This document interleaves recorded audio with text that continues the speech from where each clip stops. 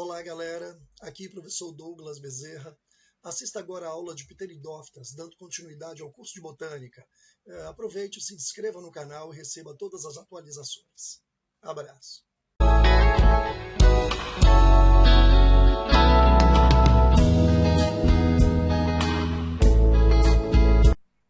Pteridófitas. Bom, são vegetais de médio porte, podendo medir de 1 metro até 15 metros, como é o caso da samambaia-açu.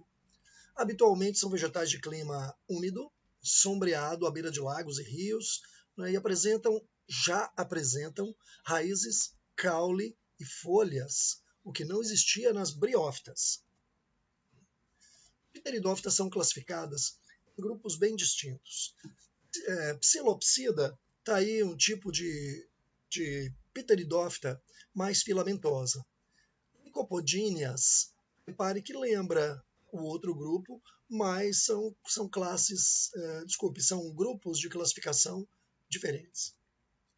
Aqui eu tenho Exetínia, né, a imagem, e as Felicíneas, que são as mais frequentes pteridófitas, né, encontradas. Portanto, aqui exemplo típico das samambaias.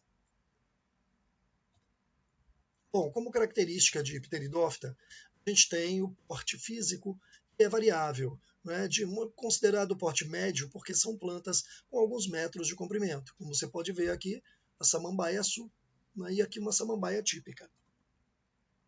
São plantas já portadoras de vasos condutores de seiva, o que não existia na briófita. Não esqueça, a comparação é cobrada nas provas das questões de vestibular, inclusive. Portanto, presença de vasos condutores como o xilema e o floema. Lembrando que o xilema conduz seiva bruta, água e minerais da raiz para as folhas, e o floema traz a seiva elaborada, que são os produtos cheios de matéria orgânica gerados na fotossíntese, que serão levados para baixo para alimentar as partes da planta. Já apresentam tecidos verdadeiros, a especialização de grupos celulares com funções distintas. Então, tecido de revestimento, tecidos de reserva e de sustentação também. Reprodução, como todo grupo vegetal, já citamos antes, este grupo também faz alternância de gerações. Uma geração que é o esporófito, que é a fase diploide, uma geração que é o gametófito. O esporófito produz esporos, por meiose surge um gametófito. O gametófito, então, é haploide, a germinação de um esporo. O gametófito gera gametas, anterozoides e oosferas, fecundam. A partir da fecundação, forma-se um zigoto diploide, evoluindo por mitose e originando novas samambaias, novos esporófitos. Esse ciclo será mais detalhado mais adiante. Aqui é só para mostrar a alternância de gerações. Bom, a fase mais duradoura, permanente desta planta, está representada aqui com essas três figuras. É a plantinha verde que você vê na natureza. Enquanto que a fase gametofítica é um coraçãozinho, uma estrutura cordiforme subterrânea, né, com rizoides aqui, e mede mais ou menos 2, 3, 4 centímetros de comprimento, mas subterrânea. Esse tipo de planta já apresenta estrutura vegetal típica, como já citamos, a presença de raízes, a presença de um caule subterrâneo, né, um rizoma, e a presença de folhas, aqui folhas compostas, que são típicas das samambaias. Também encontradas em ambientes úmidos e sombreados, como já dissemos antes, porém por quê? Porque necessitam ainda da água como via de transporte dos gametas para a fecundação. Então a água é muito importante no solo úmido neste momento. Sem água no solo, sem encontro de gametas, sem reprodução. Samambaias não são plantas comestíveis. Na verdade, usamos para ornamentar ambientes. Então tem uma certa importância econômica desse modo. Reprodução. Forma assexuada, as samambaias também podem fazer brotamento. Brotamento, ou seja, o rizoma, que é o caule subterrâneo, cresce de espaço em espaço broto. Esse brotinho vai germinando, vai crescendo por mitose e origina uma nova samambaia, novas folhas. Portanto, assexuada a reprodução a partir do rizoma. A alternância de gerações, uma fase sexuada e outra assexuada alternadas. Bom, algumas espécies podem ser isosporadas. Olha o nome, iso, igual, esporos iguais. Não dá para distinguir quem é o esporo masculino, quem é o esporo feminino. Portanto, as samambaias típicas fazem esse tipo de reprodução. Mas existem espécies como a selaginella, a salvínia e outras que produzem esporos femininos grandes, chamados de megásporos, como a gente coloca aqui, megásporos, e esporos masculinos, os micrósporos. Portanto, aqui já há uma produção de um esporo feminino com reserva de óleo, que lembra muito a reserva energética das sementes. Portanto, este grupo heterosporado é considerado um grupo de transição entre os vegetais sem sementes e vegetais com sementes. Importante essa informação, grave isso. O ciclo de vida de uma pteridófita inclui a fase adulta, né, do esporófito, que é a planta que a gente vê na natureza. Embaixo do folíolo, você pode observar aqui vários pontinhos amarelos. Esses pontinhos embaixo do folíolo podem ser de cor vermelha, de cor marrom, pretos, amarelos, tem uma variação por espécie. Criando um pontinho amarelo, o pontinho é um soro. O soro é uma membrana, né, chamada indúzio. Esta membrana protege os esporângios, cápsulas geradoras de esporos, por meiose. Criando o esporângio é diploide, uma planta toda é diploide, né, o esporófito, e esse esporângio sofre meiose em suas células internas.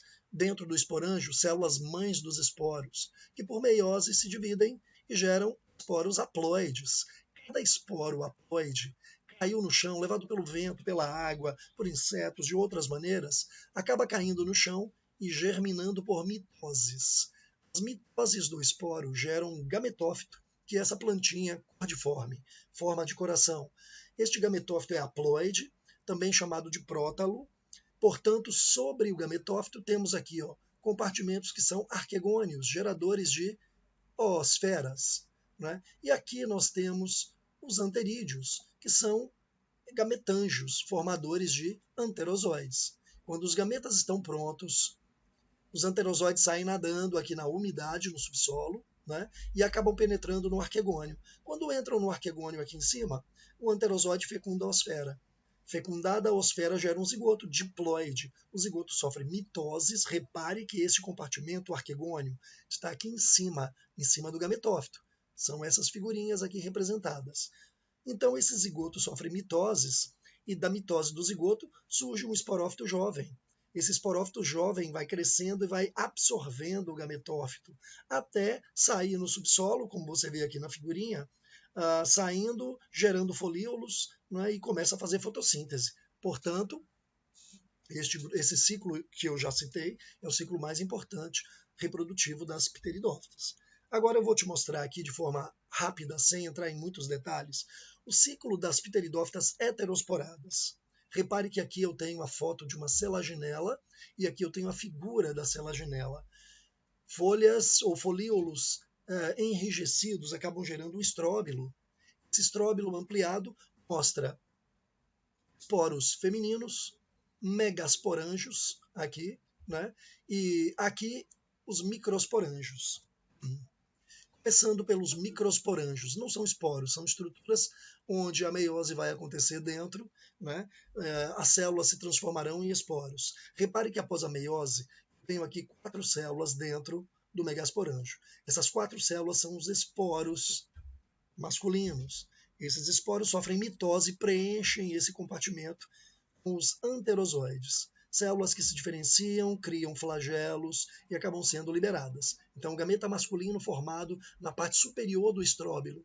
Por quê? Porque a água se acumula aqui entre os espaços e os anterozoides vêm nadando e alcançam aqui as estruturas femininas maiores mais embaixo, os megasporângios. Dentro do megasporângio, megásporo, na verdade, o megasporócito, que é uma célula que sofre meiose para gerar os megásporos, os esporos femininos.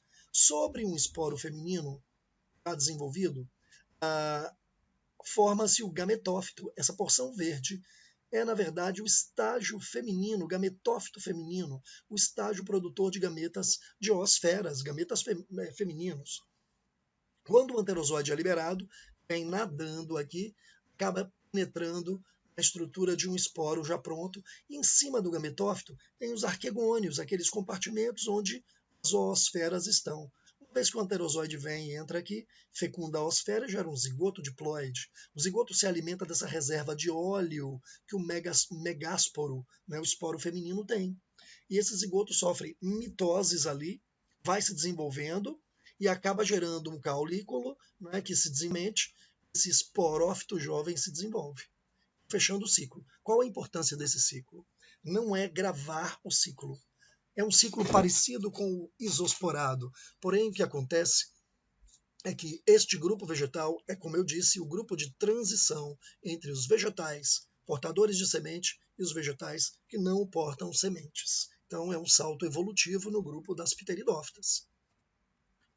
Bom, aqui a gente fecha a visão das pteridófitas e não deixe de assistir a próxima aula sobre gimnospermas. Um abraço e até a próxima.